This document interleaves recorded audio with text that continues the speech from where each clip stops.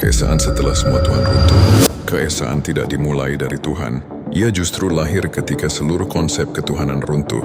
Selama masih ada nama, sifat, arah, wujud, cahaya, atau tujuan, itu belum keesaan.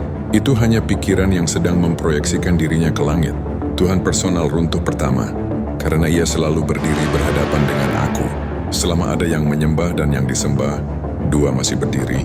Lalu runtuh Tuhan transenden, yang jauh, maha tinggi, maha luar. Karena jarak itu sendiri adalah ciptaan pikiran. Yang jauh dan yang dekat adalah permainan ruang batin.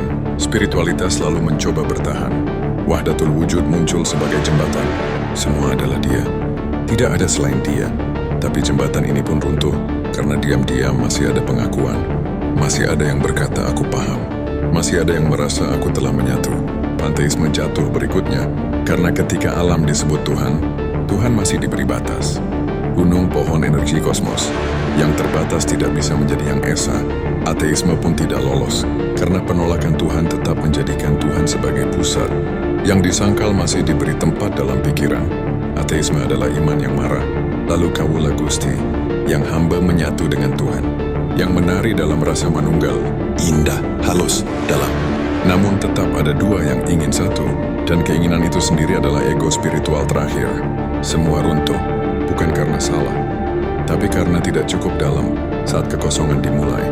Kekosongan bukan pengalaman, bukan cahaya, bukan ekstase, bukan kedamaian. Kekosongan adalah ketiadaan tempat berpijak.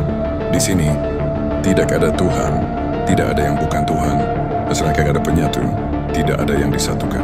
Bahkan kata keesaan pun menjadi terlalu ramai. Tidak ada aku adalah dia. Tidak ada semua adalah satu. Karena tidak ada siapapun yang bisa mengklaim itu. Yang tersisa bukan kesadaran agung, melainkan ketiadaan klaim. Bukan kesatuan, melainkan ketiadaan dua dan ketiadaan satu. Keesaan yang tak bisa dipercaya, keesaan sejati. Tidak bisa diyakini, tidak bisa dipahami, tidak bisa diajarkan. Begitu ia dipahami, ia telah berubah menjadi konsep. Ia hanya ada. Ketika tak ada yang berdiri untuk mengakuinya, di kekosongan, Tuhan tidak ditemukan. Diri tidak lenyap. Keduanya tidak pernah ada sejak awal. Yang tersisa bukan jawaban, melainkan akhir dari semua pertanyaan. Dan disitulah keesaan berhenti menjadi ide dan lenyap sebagai apapun.